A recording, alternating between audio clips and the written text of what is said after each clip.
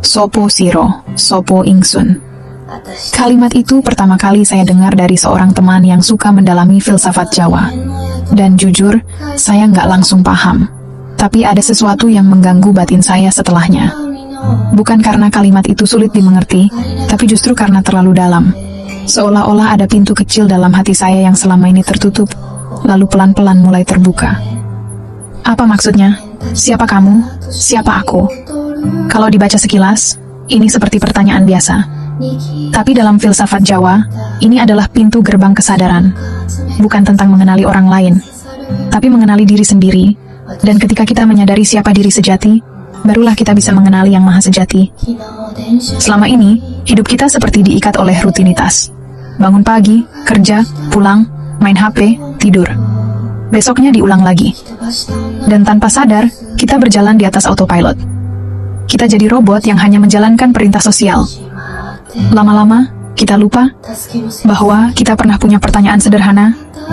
Aku iki sopo? Leluhur kita dulu menempuh jalan yang disebut laku batin untuk menemukan jawabannya. Ada yang menyepi di gua, ada yang bertapa di hutan, ada yang puasa berhari-hari sambil duduk diam menghadap alam. Tapi zaman sekarang, rasanya mustahil melakukan itu semua. Tinggal di kota, rumah berhimpitan, suara motor lalu lalang. Bahkan malam pun tidak benar-benar gelap karena lampu jalan menyala terus. Tapi saya percaya, nilai-nilai dalam tapa brata itu bukan pada tempatnya, tapi pada kesadarannya. Saya mulai bereksperimen. Saya matikan lampu kamar, duduk diam. Saya coba hening sejenak. Awalnya canggung, tapi lama-lama saya menyadari sesuatu. Kita nggak butuh hutan untuk sepi. Kita cuma butuh berhenti dari kebisingan dalam pikiran kita sendiri. Dan di saat seperti itu, satu kalimat terngiang. Sopo Siro, Sopo Ingsun. Saya jadi sadar, selama ini saya terlalu sibuk menjadi Siro, menjadi apa yang orang lihat, orang harapkan, orang nilai. Tapi saya lupa mencari Ingsun, diri saya yang sejati.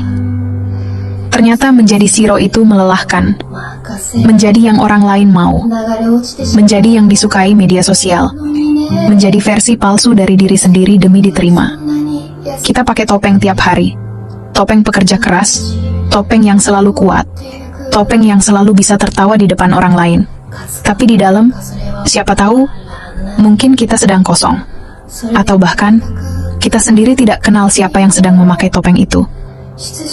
Saya mulai menyadari bahwa muluk-muluk tidak perlu guru spiritual, tidak harus ritual aneh-aneh.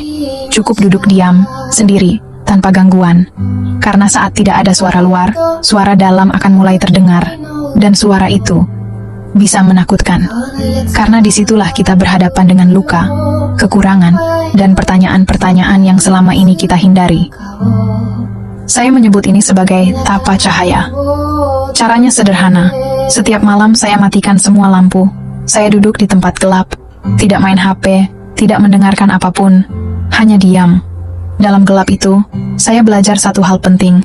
Cahaya Tuhan tidak datang dari luar, tapi dari dalam. Karena gelap yang sesungguhnya bukan ruangan tanpa lampu.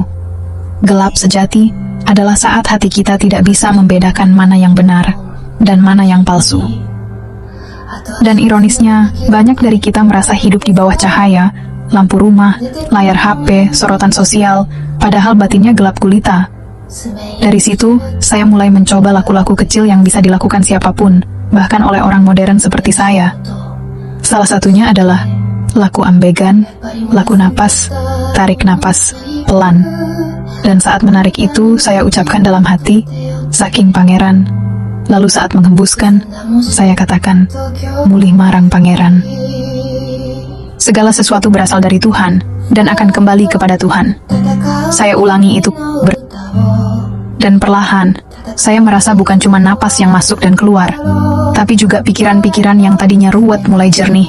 Emosi yang tadinya sesak jadi longgar. Ternyata, menyadari napas itu sama seperti menyadari hidup. Kita tidak pernah tahu kapan tarikannya berhenti. Maka selama masih bisa bernapas, itu adalah tanda bahwa kita masih diberi kesempatan untuk mencari ingsun sejati. Setelah beberapa malam melakoni tapa cahaya dan laku ambegan, saya mulai memahami bahwa laku batin bukan soal menjadi suci atau mistis, tapi soal menjadi jujur pada diri sendiri. Karena sejujur-jujurnya, manusia di dunia ini adalah hati. Hati tidak pernah bohong. Kita saja yang sering pura-pura tidak mendengarnya. Saya juga mulai melatih tapa rasa. Bukan dengan menyiksa diri, tapi dengan menunda reaksi. Misalnya saat ada orang yang menyindir atau membuat saya kesal. Biasanya saya langsung ingin membalas, membela diri, atau minimal ngedumel dalam hati. Tapi saya coba menahan. Saya tarik napas dan saya biarkan rasa itu lewat. Saya amati. Saya tanya dalam hati, kenapa saya marah? Kenapa saya merasa terhina? Ego bagian mana yang terusik? Itu berat. Tapi saat saya berhasil tidak langsung bereaksi, justru muncul rasa lega. Seperti saya menang melawan diri saya yang lama. Dan saya sadar, itulah tapa brata sesungguhnya. Bukan sekadar puasa makan, tapi puasa marah. Bukan sekadar menyepi di gunung, tapi menyepi dari emosi negatif yang sering bikin hidup kita gelap. Lalu saya coba lagi satu laku yang kelihatannya sepele, tapi sangat berdampak. Tapa gadget. Saya matikan HP selama 1 jam sehari, tanpa notif, tanpa scroll, tanpa gangguan. Awalnya gelisah. Jari terasa ingin membuka layar, mata gelisah, pikiran sibuk mikir, jangan-jangan ada pesan penting. Tapi setelah 20 menit, batin saya mulai tenang, sunyi. Dan di dalam sunyi itu, saya seperti bisa melihat bayangan diri saya sendiri, yang selama ini tertutup oleh kebisingan digital. Saya sadar, banyak dari kita takut sendirian bukan karena sepi, tapi karena di saat sunyi itulah muncul semua pertanyaan yang kita hindari. Pertanyaan tentang hidup, tentang luka, tentang siapa kita sebenarnya. Tapi justru disitulah letak pertumbuhan. Disitulah ingsun memanggil. Dan jika kita terus menunda mendengarkannya, maka kita akan terus jadi Shiro, yang sibuk memuaskan dunia luar, tapi kehilangan rumah di dalam diri. Saya mulai menyadari, keheningan itu bukan musuh.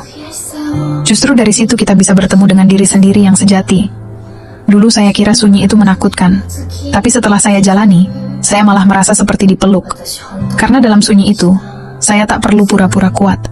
Saya bisa menangis tanpa dinilai, bisa mengaku salah tanpa ditertawakan, bisa menjadi manusia seutuhnya, tanpa topeng. Salah satu bentuk laku lain yang saya temukan adalah sadar mangan. Makan dengan kesadaran. Biasanya kita makan sambil main HP, sambil ngobrol, atau bahkan sambil kerja. Tapi kali ini saya coba makan pelan-pelan, tanpa gangguan. Saya rasakan betul teksturnya, rasanya, asal-usulnya. Dan di tengah kunyahan itu, saya ucapkan pelan dalam hati. Matur nuwun Gusti, pangan iki nyambung uripku. Terima kasih Tuhan, makanan ini menyambung hidupku. Ternyata rasa syukur yang paling jujur bukan saat kita berdoa panjang-panjang, tapi saat kita benar-benar hadir dalam momen kecil sehari-hari. Dari situ saya belajar bahwa laku batin tidak selalu berat, tidak harus ribet, tapi yang penting adalah kesungguhan rasa. Karena leluhur kita tidak mengajarkan keajaiban yang datang dari luar, mereka mengajarkan keajaiban yang muncul dari rasa dalam diri. Saya pun jadi paham, kenapa dalam banyak ajaran Jawa, perjalanan spiritual itu selalu dimulai dengan mengenali ingsun, diri sejati, bukan untuk sombong, tapi justru supaya sadar bahwa kita ini kecil, bahwa kita hanya bagian dari semesta besar yang tidak pernah kita kuasai sepenuhnya. Dan saat kita benar-benar kenal siapa aku, maka kita juga akan lebih mudah mengenal siapa kamu, sesama manusia, tanpa prasangka, tanpa angkuh. Pelan-pelan, saya mulai mengerti bahwa sopo Shiro, sopo ingsun, bukan pertanyaan yang butuh jawaban cepat, tapi pertanyaan yang perlu kita bawa terus dalam hidup. Seperti bekal perjalanan batin, ia akan terus berubah maknanya, seiring usia, pengalaman, dan luka yang kita alami.